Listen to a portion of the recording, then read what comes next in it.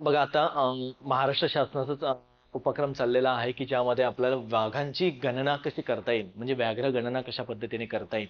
ही व्याघ्र गणना जर विचार केला तर सुरुवातीला पहिल्यांदा जर समजा सुरुवात आपण जर म्हटलं तर व्याघ्र गणनेची सुरुवात झालेली होती ती भारतीय वन्यजीव संस्थे या अंतर्गत. बघा यामध्ये दिलेलं असं आहे, भारतीय वन्यजीव संस्थे अंतर्गत वन्यजीव संस्था ही संस्था स्थापन झाली. आणि ती संस्था स्थापन झाल्यानंतर यांचं मुख्यालय देहरादून या ठिकाणी येत आहे. बघा यांचं मुख्यालय मित्रांनो, मुख्यालय जर म्हटलं आपण तर यांचं देहरादून या ठिकाणी येत आहे. ठीक आहे, देहरादून येथे मुख्यालय येते आणि त्याच अंतर्गत काय होतंय की आपल्याला एक जाहिरात म्हणजे अहवाल प्रकाशित झालेला आहे आणि तो अहवाल म्हणजे सुरुवातीला बघा 2006 पासून, बरोबर आहे, 2006 पासून ते रिपोर्ट ह्या वाघांची गणना ही जाहीर व्हायला लागलेली आहे. ठीक आहे, तर त्यामधले पहिली रिपोर्ट येते ते 2006ची. मग दर 4 वर्षांनी विचार करा, दर 4 वर्षांनी म्हणजे 2006, 2010, त्यानंतर येते 2014, त्यानंतर 2018 आणि शेवटची रिपोर्ट आपल्याजवळ आहे ते 2022. म्हणजे बघा सलग मित्रांनो इथे 4-4 वर्षाचा फरक आलेला आहे तुम्हाला. ठीक आहे, मग हे वाघांची संख्या ही वाढत गेलेली आहे. तर ह्या इथे दिसते तुम्हाला 6ला किती होते, 10ला किती, 14 किती, 18 किती, 22 किती, हे तुम्हाला लक्षात येणं गरजेचं आहे. या बातमीमध्ये तुम्हाला सर्व गोष्टी त्यांनी नमूद करून दिलेल्या आहे. बघा सुरुवातीला विचार जर केला तर बघा 20 राज्यांमधील जी म्हटलं ना, आणि परत लक्षात घ्या हे एक महत्वाचे आहे की आपल्या 20 राज्यांमध्ये ना ही जी आहे त्याचा म्हणजे वाघांची संख्या ही बऱ्यापैकी कमी झालेली दिसते. कुठेतरी धोक्याची घंटा दिसते तुम्हाला. ठीक आहे, त्यानुसार लक्षात घ्या तुम्हाला की लक्षात येणं ही जी जनगणना आता जी वाघांची गणना होणार आहे ही आता पुढचे बघा आता 22चा रिपोर्ट आपल्या हातामध्ये आलेला आहे. बरोबर आहे, 22चा रिपोर्ट आपल्या हातात आल्यामुळे लक्षात घ्या इथून 4 वर्ष प्लस करा म्हणजे 26. बरोबर आहे, म्हणजे आपल्या हातामध्ये जे रिपोर्ट येणार आहे ते 2026चे म्हणजे जे शासनाची तयारी झालेली होत आहे ते 2026 साठी आलेलं आहे. म्हणजे 26ला आपल्याकडे आकडेवारी जाहीर होईल, त्यासाठी गणना सुरुवात झालेली आहे. पुढे बघा व्याघ्र गणनेला सुरुवात होणार असल्याची माहिती दिली आहे त्यांनी. बरोबर आहे, त्यासोबतच हे बघा देहरादूनच्या भारतीय वन्यजीव संस्थेने विकसित केलेल्या रेषा विभाजन पद्धतीने 2006 मध्ये प्रथमच देशामध्ये राज्य व्याघ्र गणना करायला सुरुवात केलेली आहे. याच ठिकाणी दाखवलेलं आहे. आणि यंदाची रिपोर्ट आहे म्हणजे जे येणारी आहे ती 6वी रिपोर्ट असणार आहे. बघा ना इथे देतोय मित्रांनो, इथं 1, 2, इथे 3, 4 आणि 2022ची 5वी आणि येणारी 2026ची 6वी गणना असणार आहे. म्हणजे येणारी आकडेवारी जी असेल ती आपल्याला 6व्या गणनेनुसार होणार आहे.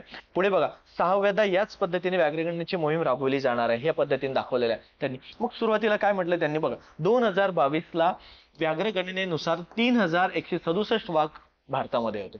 त्यानंतर भारतामध्ये जर म्हटलं वाघांची सर्वाधिक संख्या 875 दर्शविली आहे त्यांनी. कर्नाटकमध्ये म्हटलं 563 दर्शविलेली आहे.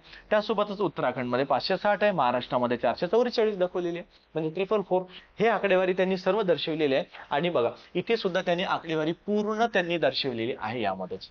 बघा 2006च्या व्याघ्र गणनेनुसार किती संख्या होती बघा मित्रांनो, लक्षात घ्या. आता व्याघ्र गणना सुरुवात म्हटलं व्याघ्र गणना जर आपण म्हणतोय ही व्याघ्र गणना सुरुवातीला भारतीय वन्य संरक्षण वन्यजीव संस्था या संस्थेअंतर्गत लक्षात घ्या. बघा भारतीय वन्यजीव संस्था ही स्थापन झाली आणि त्याचं मुख्यालय येतं ते देहरादून. बघा देहरादून आणि याच संस्थेअंतर्गत पुढे बघा या संस्थेअंतर्गत पुढे व्याघ्र गणना सुरुवात झाली. आणि ती व्याघ्र गणना पहिली व्याघ्र गणना झाली आहे ती 2006ला. मग 2006 ते आजपर्यंत म्हटलं म्हणजे 2022ची गणना ही ही पहिली होती. बरोबर, ही पहिली आणि हीच म्हटलं तर ही 5वी होती. म्हणजे आता पुढे जी येणारी आहे गणना 2026ची ती 6वी असणार आहे. ठीक आहे, आणि यामध्ये जर विचार करा तर 4-4 वर्षांनी फरक आलेला आहे. बघा 4 आणि ते 4 म्हणजे लक्षात घ्या वाघांची गणना ही दर 4 वर्षांनी केली जाते, व्याघ्र गणना ही 4 वर्षांनी होते. 4 वर्षांनी त्यामध्ये व्याघ्र गणना करण्यात येतात. मग या लक्षात घ्या यामध्ये दिलेल्या आहे तुम्हाला आकडेवारी की सुरुवातीला 6वी गणना 2012 नुसार, मग 2022 नुसार जर म्हटलं तर आपल्याकडे संख्या किती होती 2022 नुसार तर बघा भारतामध्ये 2022 नुसार संख्या येते 3167.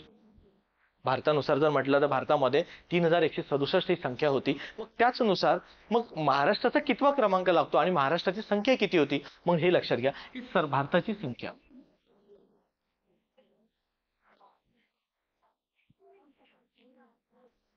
भारताची संख्या किती होती हे दाखवलेलं आहे. ठीक आहे. भारतामध्ये जर समजा 3167 आहे आणि जगामध्ये जर विचार केला तर सर्वाधिक येतं जगामध्ये 75% भाग त्यांनी कव्हर केलेला आहे. मित्रांनो 75% भाग कव्हर केलेला आहे. आणि यासोबतच लक्षात घ्या, जर समजा सर्वाधिक म्हटलं महाराष्ट्रामध्ये सर्वाधिक संख्या येतं ती सर्वाधिक संख्या लक्षात घ्या, महाराष्ट्र आपलं भारतामध्ये सर्वाधिक संख्या येतं ते मध्य प्रदेशमध्ये. सर्वाधिक संख्या येतं महाराष्ट्रामध्ये मध्य प्रदेश या ठिकाणी. मग मध्य प्रदेश या ठिकाणी किती संख्या असेल तर लक्षात घ्या, मध्य प्रदेशमध्ये येतं 785 येतं या ठिकाणी. ठीक आहे, 785 वाघ येतं एक. त्यानंतरचा क्रम लागतो आपल्याला, क्रमानुसार लक्षात जर घेणार तर बघा, त्यानंतरचा क्रम येतो 563 कर्नाटकचा येतो. ठीक आहे, कर्नाटक येतोय तो 563. त्याच नंतर बघा पुढे आल्यानंतर कर्नाटकमध्ये आल्यानंतर आपण येतो उत्तराखंडमध्ये 560 येतं. उत्तराखंड 560 येतं. पुढे बघा आता म्हणजे मध्य प्रदेश, कर्नाटक, उत्तराखंड, त्यानंतर राज्याचा क्रम लागतोय तो आपल्या महाराष्ट्राचा, त्यामध्ये 444 येतं. ठीक आहे, महाराष्ट्र येतोय त्यामध्ये 444, 444 आले. म्हणजेच महाराष्ट्राचा त्यामध्ये चौथा क्रमांक लागतो. हे एक लक्षात घ्या. त्यानुसारच बघा मग बघ 6 मध्ये किती होती संख्या, हे एक महत्वाचे आहे. मग भारतामध्ये आणि राज्यामध्ये पुढे बघा आता. ठीक आहे, याच नुसार बघा या व्याघ्र गणनेनुसार म्हणजे 2022 नुसारच लक्षात घ्या. पुढे मग लक्षात घ्या, तर पुढे 2006 पासून ते 22 पर्यंत किती किती संख्या वाढत गेली ते महाराष्ट्रामध्ये पण आणि देशामध्ये पण. लक्षात घ्या, यामध्ये 2006 मध्ये जेव्हा पहिली गणना झाली, ठीक आहे, या पहिल्या गणनेनुसार 2006 मध्ये भारतामध्ये संख्या होती, ठीक आहे, भारतामध्ये संख्या होती 1411 वाघ होती, 1411 एक. त्यानंतर 2010 मध्ये संख्या बघा किती होती ते लक्षात येतं तुम्हाला. 2010 मध्ये होती ती 1706 होती त्यामध्ये. ठीक आहे, 1706 वाढत गेलेत मित्रांनो. बघा 2014 मध्ये संख्या बघा किती होती. 2014 मध्ये जर विचार केला आपण तर तिथे 2226 आणि 2018 मध्ये बघा लक्षात घ्या, 2018 मध्ये येतं संख्या, त्यासोबतच ती 2967 येतं, 2967. ठीक आहे, आणि 2022 मध्ये संख्या येतं ते आपली आपण आताच बघितली आहे, ते येतं ते 3167.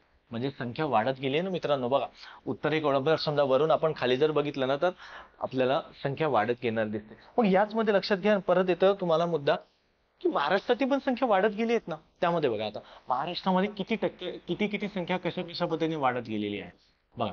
आज महाराष्ट्रामध्ये येतं 444 दिसतंय. पण सुरुवातीला जेव्हा आपली व्याघ्र गणना झाली त्यावेळेस किती असेल लक्षात घ्या. त्यामध्ये 2006 मध्ये फक्त 103 वाघ होते महाराष्ट्रामध्ये 103 वाघ होते. त्याच नंतर येतं 2010 मध्ये 169 झाले. त्यानंतर मुद्दा घ्या, लक्षात घ्या, 190 झाले 2014 मध्ये. आणि 2018 मध्ये जी संख्या म्हटलं 312 झाले. म्हणजे ही सुद्धा वाढत गेली आहे संख्या. आणि आज आपल्या समोर जे आकडेवारी आहे ते 444 वाघ. समजलं मित्रांनो. हे तुमच्या लक्षात येणं गरजेचं आहे की आपल्याला एक न्यूज लक्षात घ्या, एक न्यूज आपल्याला कुठे घेऊन जाते बघ. आलेली वृत्तपत्रामध्ये न्यूज आलेली ही आपल्याला अभ्यासापर्यंत घेऊन जातं. हेच समजणं फार महत्वाचं आहे की एखादी आपण वृत्तपत्रामध्ये बातमी वाचतो आणि ते कशा पद्धतीने आपल्याला अभ्यासामध्ये कनेक्ट करता येईल.